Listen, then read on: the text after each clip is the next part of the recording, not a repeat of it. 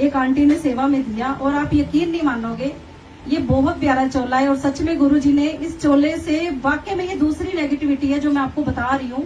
पहला सत्संग क्या था संगत जी, गुरु जी गद्दी पर बैठे हैं, सच्चाई बता रही हूँ क्योंकि ये सचखंड दरबार है, यहाँ झूठ नहीं चलता।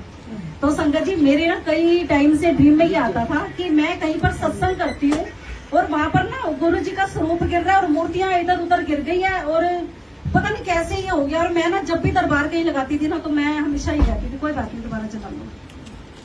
तो मैं हमेशा ये कहती थी कि पता नहीं गुरुजी ये क्या ऐसा होता है, कि ऐसा क्यों होता है, मेरे माइंड में क्यों ये नेगेटिविटी आती है कि मैं जब भी दरबार लगाती हूँ ना, तो आपका ना ये स्वरूप गिर जाता है, मूर्तियां गिर जाती है। हाय मेरे माइंड में इतनी नेगेटिविटी गुरुजी, मतलब ये कौन सी परीक्षा है मेरी गुरुजी, प्लीज ये मेरे माइंड से ना निकाल दो।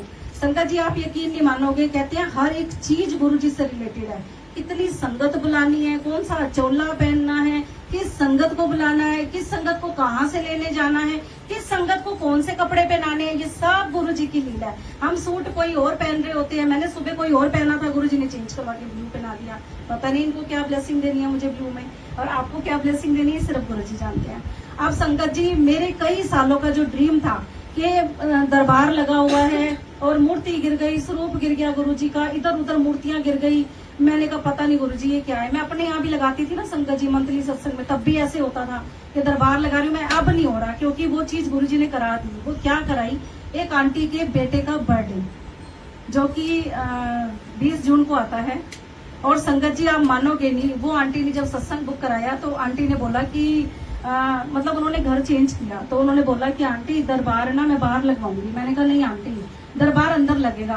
कहते नहीं आंटी संगत बुरी नहीं आएगी। मैंने कहा आंटी वो उन पे छोड़ दो, गुरुजी तो झुग्गी में भी आ जाती है, गुरुजी तो छोटे से लॉकेट में भी हैं, तो आप इफर बट क्यों करते हो, गुरुजी पे छोड़ दो अपनी डोर। तो आंटी कहने लगी आंटी चलो जैसे आपको ठीक लगे, आपका जहां मन करे वहां लगाओ। मैंने कहा नहीं आंटी यही लगेगा दरबार। मुझे नहीं पता उनकी लीला क्या थी संगत जी, आप यकीन नहीं मानोगे, ये चोला कुरुक्षेत्र से मुश्किल से 1 हफ्ता पहले ही आया था।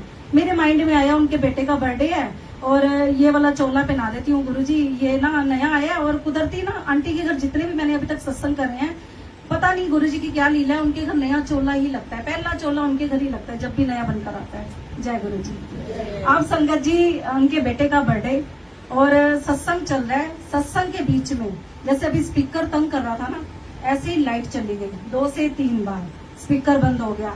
कुदरती मैंने एक चार्जिंग वाला स्पीकर मंगवाया हुआ था, चलो गुरुजी का शुक्राना कि वो लिस्ट चल रही थी कंटिन्यू। बट ये कहते हैं ना कि कनेक्शन टूट जाता है, अगर एक बार कोई छेड़ता है या कोई फोन चला रहा है या कोई बातें कर रहा है ना, तो एक बार कनेक्शन टूट जाता है, और अगर टूट जाता है ना तो वो जोड़ना बड़ा मुश्किल है, क्योंकि वो भी गुरुजी की रजा होती है। अब संगत जी क्या हुआ कि दरबार लगा हुआ था, मंत्र जाप से पहले दरबार गिरा, मूर्तियां गिरी, वाहिगुरु जी इधर गिरे, शिव जी इधर गिरे, गणेश जी इधर करे, जोत की चिमनी उधर गिरी, पर जोत वैसे की वैसे, सारा दरबार हिल गया। मैंने ना मतलब मैं डरी नहीं, पर मैं फिर अपनी बैग में चली गई। मैंने कहा गुरुजी आपने तो ये मुझे कई साल पहले दिखाया था कि ये स्वरूप गिर गया, ये मूर्तियां गिरी, अच्छा ये जगह थी वो गुरुजी, ये वाली जगह आपने ब्लेस करी थी। इन आंटी को क्या ब्लेस करा, वो आंटी ना थोड़ा सा घबरा गई कि हाय मेरे बच्चे का बर्थडे है और ये क्या हो गया। तो मैंने आंटी को इशारा किया, मैंने कहा आंटी मैं बाद में बताऊंगी आपको ये क्या हुआ, अभी आप बस गुरुजी की रजा में। संगत जी मैंने फिर दोबारा से दरबार सेट किया, मंत्र जाप से पहले, शुक्राना से भी पहले। संगत जी मैंने दोबारा से दरबार पूरा सेट किया, करने के बाद संगत जी आप यकीन नहीं मानोगे, जैसे ही दरबार वो सेट किया, साइड में जो ये प्लेन कपड़ा है ना, वहाँ पूरे हनुमान जी बन गए, बालाजी महाराज, बोलो जय। अब मुझे नहीं पता था कि गुरुजी से जुड़ने से पहले आंटी बालाजी को बड़ा मानती थी, मुझे नहीं पता था इस चीज का। मुझे ये भी नहीं पता था इस घर की कहानी क्या है, मुझे कुछ नहीं पता था।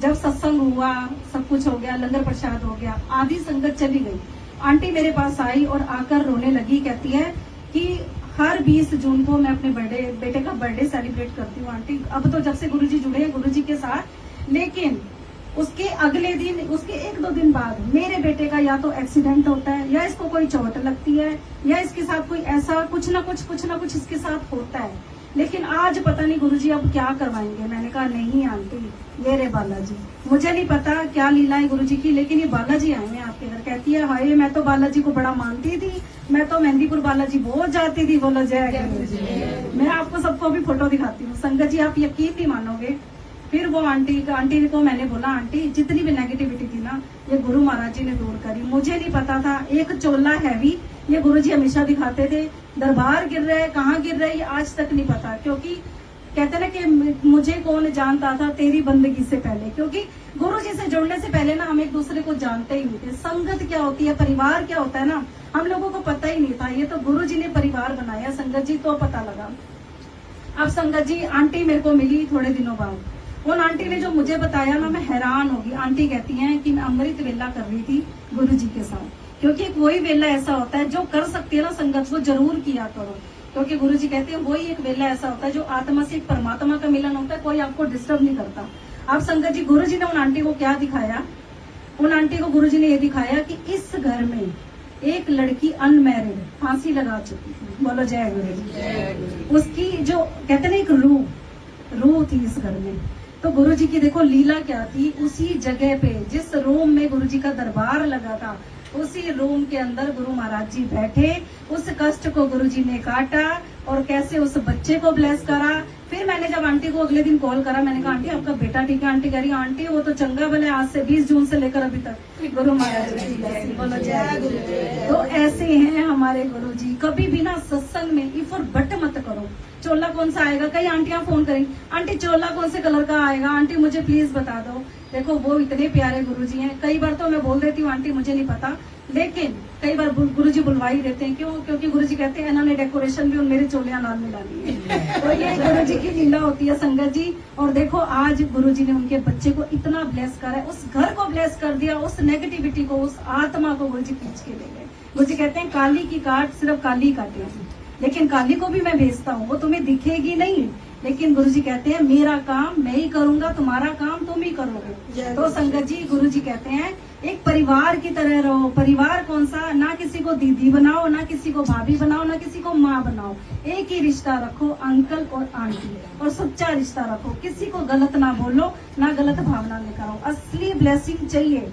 फोन वहां बंद करके आया करो, जैसी चप्पलें उतारते हो ना फोन स्विच ऑफ करके आओ। मैं कह रही हूँ आप ना ब्लेसिंग लेकर जाओ तो इस करिश्मा आंटी का नाम बदल देना। मेरा इतना विश्वास है क्योंकि संगत जी यहाँ पर सिर्फ विश्वास चलता है, और यहाँ विश्वास में बैठे हैं हमारे गुरु जी। विश्वास के साथ साथ गुरु जी चलते हैं। यकीन मानना इतना तारा है ना गुरु जी ने, ये ब्लेसिंग्स देने आए हैं हमें, ये तारने आए हैं। हमें तारना ही नहीं आता, हमें तरना ही नहीं आता।